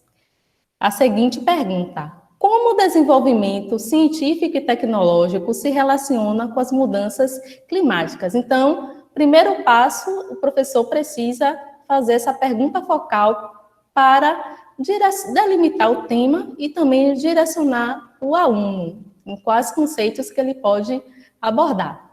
Aí a gente vê aqui, mudanças climáticas podem ser reduzidas com o uso de energia limpa. Então, aqui a gente tem uma proposição. O que é uma proposição? São 2 conceitos que estão relacionados a partir de um termo de ligação.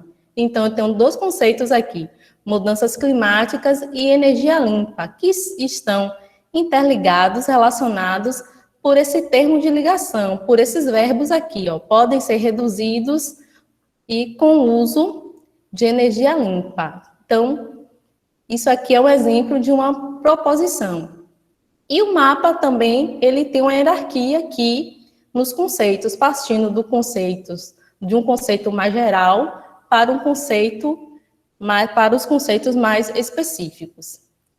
E algo que eu achei interessante nesse artigo, que eu quis compartilhar com vocês, foi a proposta dele de revisão por pares. Então, primeira etapa, o professor elaborou essa pergunta focal, os alunos produziram um mapa, e depois os professores solicitaram primeiro a produção desse mapa individualmente. Era uma turma aqui com 9 alunos, então cada aluno produziu o seu mapa primeiro individualmente.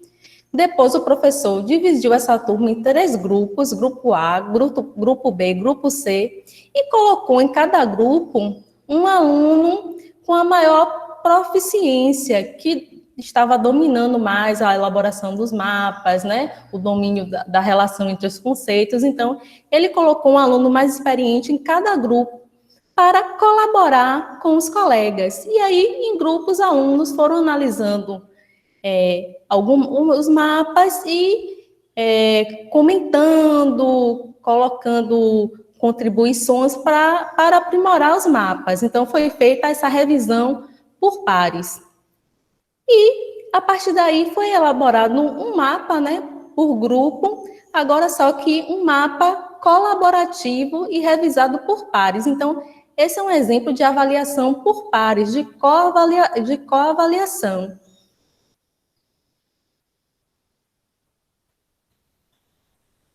Gostaram?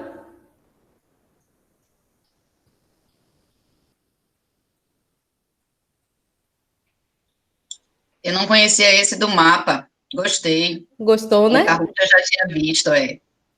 O Kahoot eu conhecia, mas não sei usar ainda, mas vou usar. Gente, como já são 20 para as 5, eu vou abrir. Vocês querem que eu tenha alguma questão? Eu posso dar continuidade? Respondam aí para mim. Su, no papo não teve nenhuma pergunta direcionada, não. Então, vou dar... Vamos fazer o seguinte, você compartilhou os links para que eles tivessem acesso às funcionalidades lá do Class, né?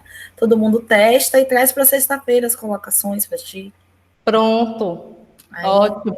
Então, na sexta, amanhã, aí eu já vou entrar agora para trabalhar com vocês as interfaces avaliativas do Moodle. Perfeito. Jogue duro aí. O pessoal está usando muito já, viu? Já? Pronto. Já. Bom que já traz para a gente a prática, né? Isso. Então, gente, eu vou, por hoje, para eu entrar aqui, né, já nesse outro tópico, interfaces avaliativas do Moodle. Com licença, então, só coloca para a gente a apresentação, no modo de apresentação. Ah, tá, desculpa. Espera aí.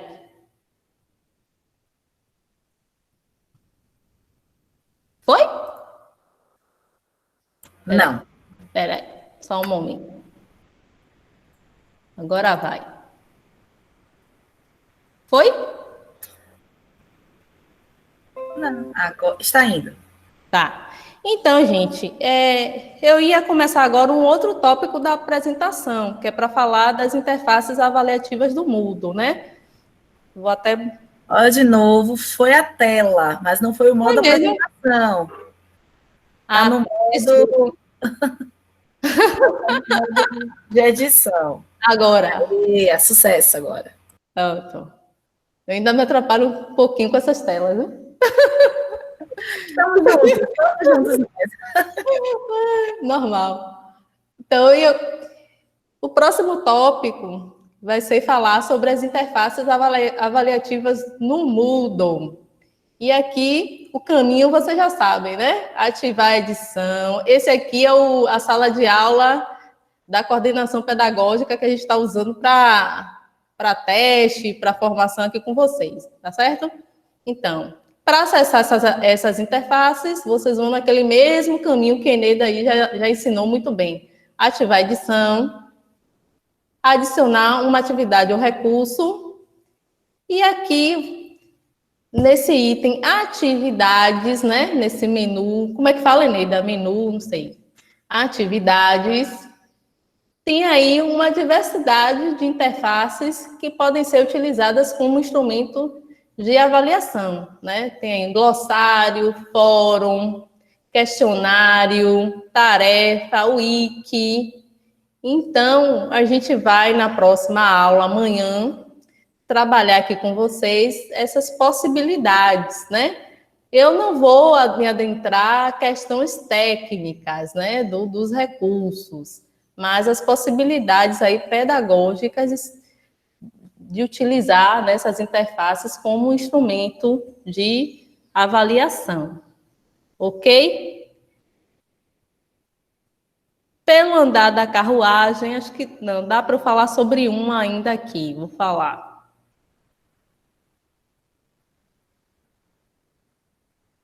Então, vou começar falando, a gente ainda tem um tempinho, sobre esse recurso aqui do Moodle, que é o glossário. Você já conhece? Alguém já utilizou? O glossário, ele permite ao estudante criar uma lista de definições de termos como em um dicionário, né? Rodrigues traz aqui essa definição de glossário no mudo. Então, é um recurso que permite a construção colaborativa de termos e conceitos.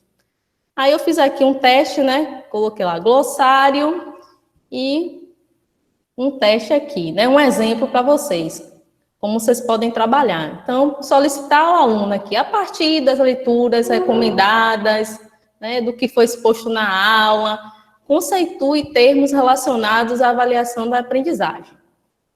Uma atividade aqui. Aí o aluno vai inserir um novo item. Ele vem aqui inserir um novo item e vai inserir um termo, por exemplo, avaliação formativa, avaliação diagnóstica, instrumento de avaliação. E ele vai definir, a partir do que ele aprendeu, né? Ele vai definir esse termo. E pode ser uma construção colaborativa, porque os outros alunos também podem comentar, né, ampliar aquela definição, ok?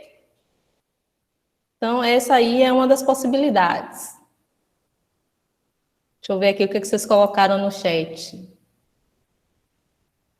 Helena disse que já utilizou, que está propondo no projeto. Beleza. Então, vamos para o próximo.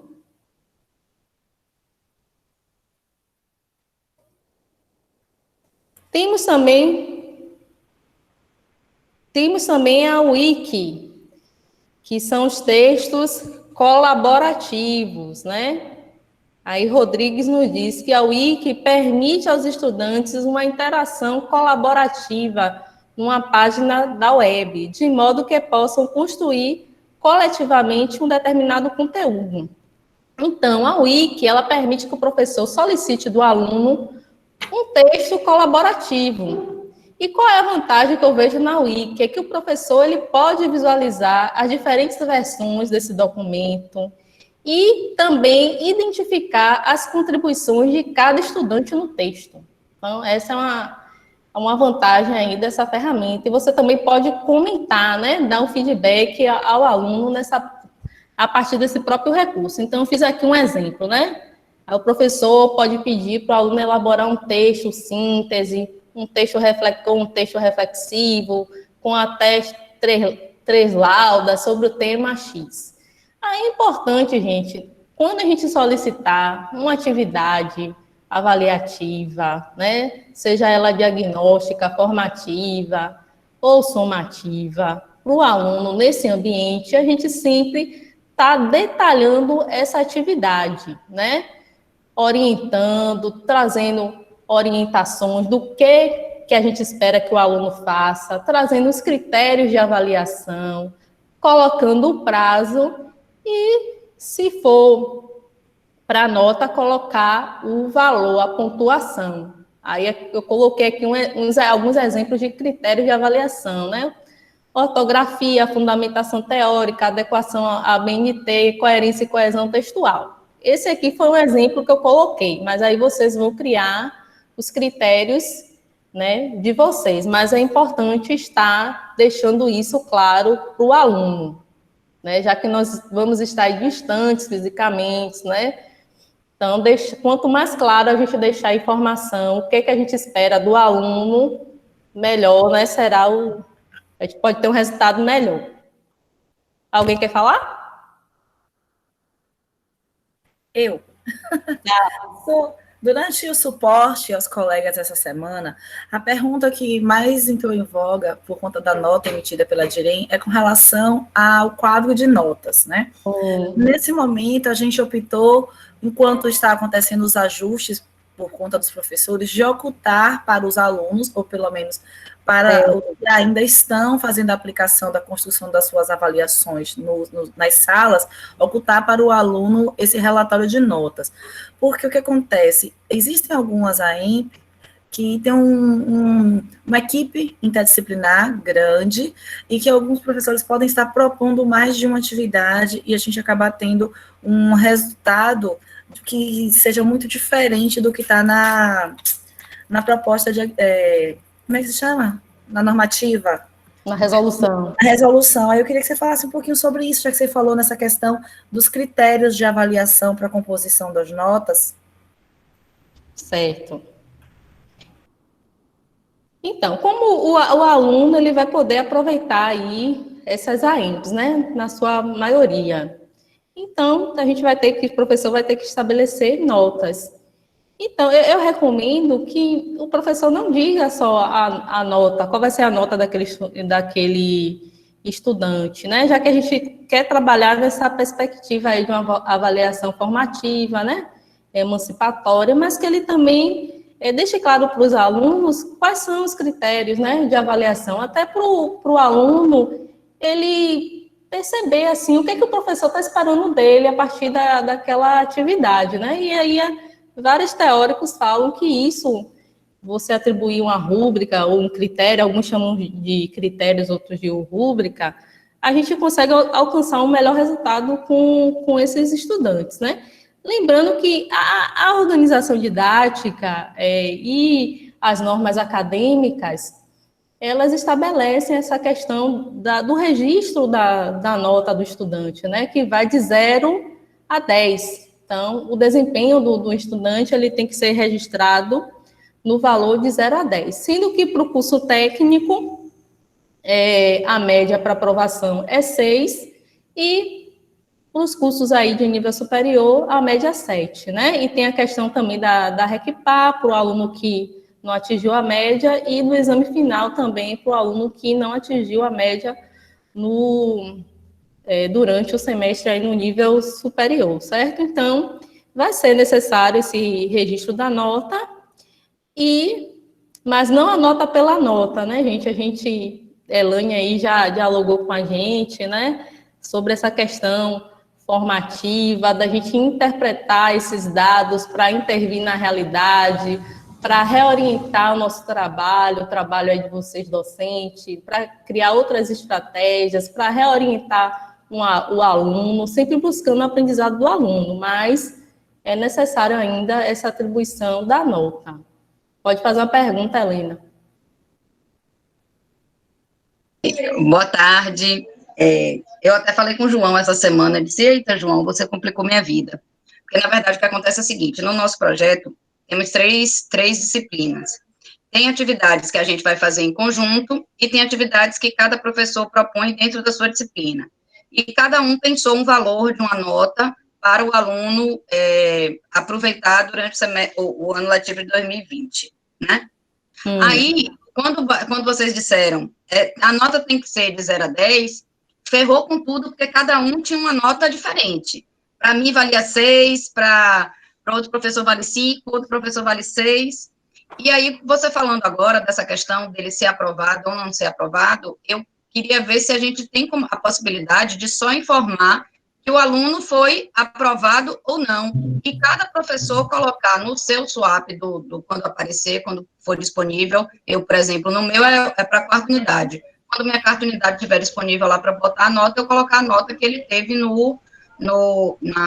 nessa AEMP. Porque para a gente vai ficar difícil botar uma nota de 0 a 10, que seja a mesma nota para todo mundo. O que eu faço? Ou pensamos num outro caso depois? Peraí. São quantas disciplinas? É um projeto interdisciplinar, né? Extracurricular. São quantas? Então, somos 3 disciplinas, né, envolvidas. E aí vocês não conseguem fazer uma avaliação interdisciplinar, não? Instrumentos que vocês 3 possam... Não, tem um instrumento... Quais são os instrumentos? Quais são os instrumentos? Eles têm um projeto para fazer, esse projeto que tem levantamento cadastral, levantamento de pontos. Esse instrumento são as 3 disciplinas juntas. Mas só esse. Por exemplo, no meu vai ter um Kahoot. Também tem o glossário. O glossário é de nós 3 também. No meu tem uma proposta de um Kahoot, no do outro professor tem uma proposta de um questionário, no do outro professor também tem uma outra proposta. E aí, o problema é que, como a gente recebeu essa informação no dia muito próximo do dia de postar, a gente nem conseguiu reformular e está, na verdade, ainda maturando, porque para a gente vai ficar complicado botar de 0 a 10. Assim, Se a gente pudesse botar só o conceito, para a gente estava bom, entendeu? Suzete, eu posso responder, Helena. Ótimo, então responda. Helena, dê 10. Responda, Andrei. Dá 10 para todo mundo, Andrei. Andrei. Esse Andrei é uma Helena, figura. bote 10, que tá tudo resolvido. Esse Andrei. Você quer confusão? Você me ajudou muito, Andrei. Oh, meu Deus. Tá vendo? Que figura, viu, minha gente? Que figura. Helena, sim. Eu tô com a dúvida. Espera aí, se acalme, respire, deixa eu responder a dúvida, tentar responder a dúvida de Helena, né? Então, tem... Tá bom, eu já respondi, mas... Tá, ajudou muito, ajudou muito. Então, Helena, tem alguns instrumentos aí, tem um projeto, né? Tem um projeto e o outro que você falou que pode ser interdisciplinar. O que é interdisciplinar, o projeto e o glossário. E o glossário, né? Isso. E tem outras atividades que são individuais, assim, específicas de cada disciplina, né? Isso. Nossa. Que essas atividades vão... Oi? Eu tenho uma solução técnica. Me dá aí. Diga, eu quero. Diga. Era aí que eu queria chegar.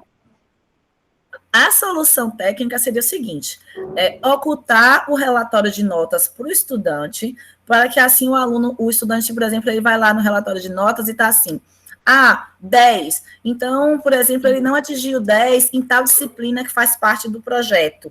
Então, naquela disciplina, ele não vai ter aquela pontuação. Aí, então, ele não vai argumentar, mas ali no relatório diz que eu tirei 10 no final, porque o relatório, ele se apresenta numa somatória. Então, o que a gente pode fazer? Oculta esse recurso para o estudante e o professor não migra, porque a nossa intenção de deixar as notas padronizadas é por uma provável migração para o SWAP imediata. Só que aí a gente já estabelece que essa específica, a EMP, não vai migrar para o SWAP de forma imediata, caso isso venha a acontecer, e os professores fazem um lançamento individual, como já faziam anteriormente. Essa é uma solução técnica. Tá ótimo para mim, resolve todos os problemas. Pronto, aí vocês vão poder continuar fazendo esses dois instrumentos que podem ser uma avaliação interdisciplinar, mas os outros instrumentos que vão ser uma atividade aí específica de cada disciplina, né? Refresca minha memória rapidinho, Helena, qual é o nome da disciplina para eu ir lá agora fazer isso? É a eletricidade em casa. Ok. Pessoal, tem uma dúvida em relação a esse exemplo de Helena. Diga. E o estudante ele pode perder em uma e passar em outra disciplina? Como é que ele vai ficar na publicação do resultado do componente? Porque ele não está cursando a disciplina A, B ou C, ele está cursando uma EMP, que é um componente. Ele passa ou não passa? Porque pela resolução, se ele foi aprovado, ele tem que ser aprovado com aproveitamento naquelas disciplinas. Eu acho que a gente poderia tirar um tempo amanhã para discutir um pouco mais. É melhor discutir, é porque aí é um formato de extracurricular, interdisciplinar, é muito específico, né? E o caso que a Helena está trazendo é muito específico, a gente vai ter que pensar essas questões, viu, Helena? É porque o interdisciplinar na sua totalidade, né? Em termos de avaliação. O ideal é que pudesse, né, ser feito, que as avaliações pudessem ser interdisciplinar, né? Mas aí vai depender também do componente, porque pode ter objetivos aí específicos, né, em cada disciplina. É melhor a gente fazer uma reunião aí com esses professores, até para entender melhor. Eu ainda não vi esse projeto, entender melhor o projeto, entendeu? Né? Pessoal, é específico, mas não é sozinho, tá? Tem outras que estão na mesma situação. O ideal, Helena, seria fazer uma avaliação, essas avaliações interdisciplinares, como nota, para o aproveitamento para a nota, e vocês continuarem até com as outras atividades específicas, né? Mas em caráter mais formativo, né? Sem atribuição de nota, talvez. Vamos avaliar isso com calma. Mas amanhã a gente pode discutir também, marcar um horário, viu? Tá certo. Eu quero falar. Fale, André. Olha só. Aí pode ser para Eneide e Suzete, vocês podem me responder amanhã, se for o caso. Desculpa a ignorância minha. Aliás, não desculpe não, é isso mesmo.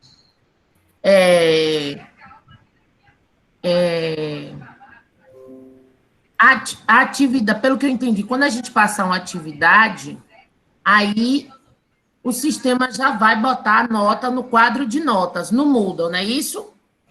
A gente precisa informar o Moodle que aquilo ali é uma atividade. Correto. Isso. Então, eu faço onde? Eu vou naquele mais, que diz que aquele mais é tudo, né? Exatamente.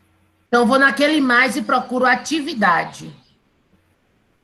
Isso. E aí, boto lá meu documento. E aí, o aluno vai postando ali as resoluções, não é isso?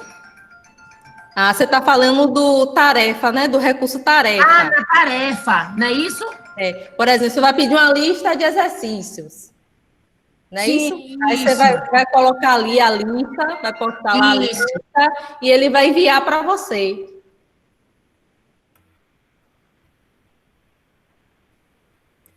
E ele vai enviar para você, André.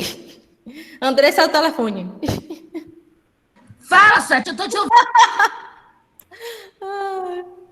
Então é isso. Tá reprovado, André.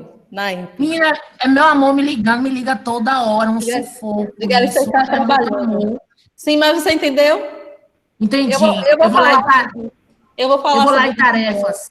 Em tarefas. Aí o aluno, você vai pedir a tarefa, vai explicar direitinho lá, ó, as orientações, vai colocar a tarefa e ele vai postar para publicar lá, enviar para você a lista respondida. E ali mesmo você pode atribuir a nota, né? Colocar comentário também, dar feedback. Ah, tá bom, só anota, entendi. Isso. E na criação dessa tarefa, você já estabelece qual é o peso que ela vai ter, qual o valor da nota que vai ter a resolução. É 10. Eneida, tudo eu já entendi, depois do que a Helena falou, que tudo deve ser 10. Não, tudo tem que resultar em 10.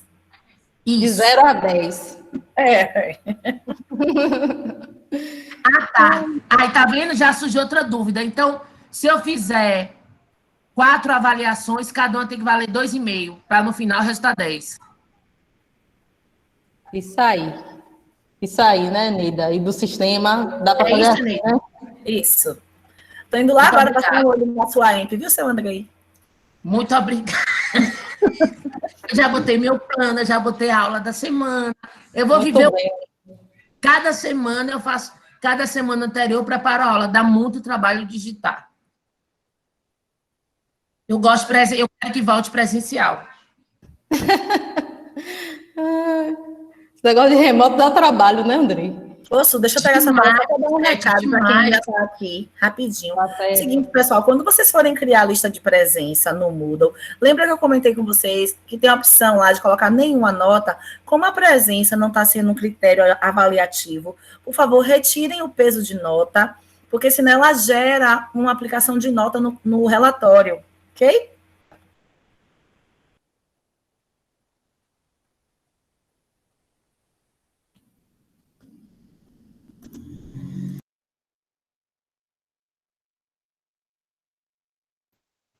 Então, pessoal, gostaria de agradecer a participação de todos vocês, dizer que amanhã a gente vai dar continuidade, né? Agradecer aqui a colaboração da colega Elaine, que trouxe excelentes contribuições para a gente pensar esse tema. Apareça aí, Elaine.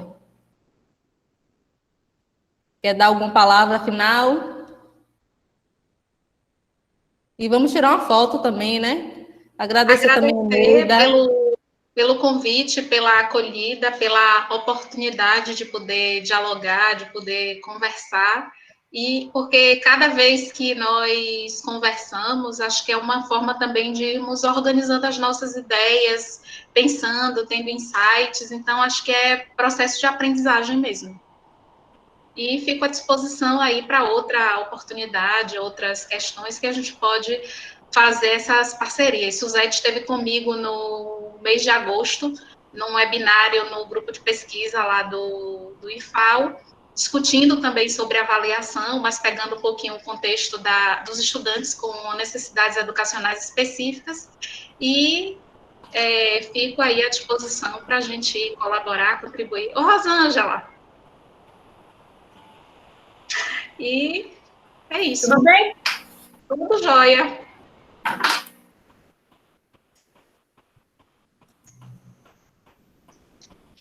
Então, obrigada, pessoal. Obrigada, Eneida, também aí pelo apoio.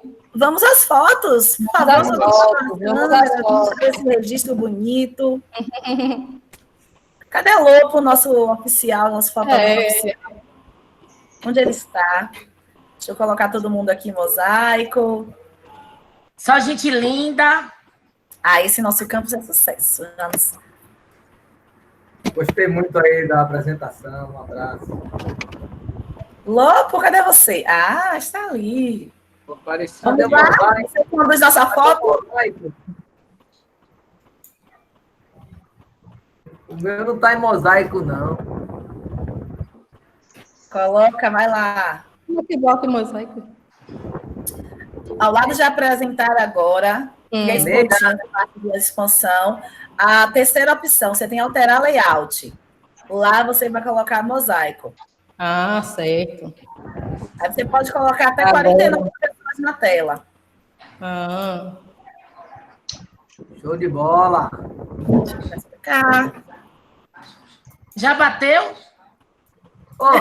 Quase ninguém ligou a câmera, nem o diretor. Cadê o diretor? Tá aqui, menino. Eu tô aí. Bate outra. O outro tá ali todo floral. A gente, quando acabar, avisa pra gente sair da pose. Tá aqui da minha parte. Oi, Lobo. Já foi, Lobo? Valeu. Pessoal, muito obrigado. Amanhã aguardo vocês, ok? Muito bem, Elaine. Beijo. Encerrando a gravação, daqui a pouquinho vai estar lá na sala do Clésio. Elaine, bom te ver, meu bem. Tchauzinho. Obrigada, Elaine. Obrigada a vocês. Eneida. Beijo. Tchau. Eneida, como é que a gente bota para gravar na hora que abre o... Eu me esqueci. Eu vou encerrar aqui a gravação, você fica na sala. Tá. Se tiver alguma dúvida, fica na sala. Eneida. Oi. Eu sou...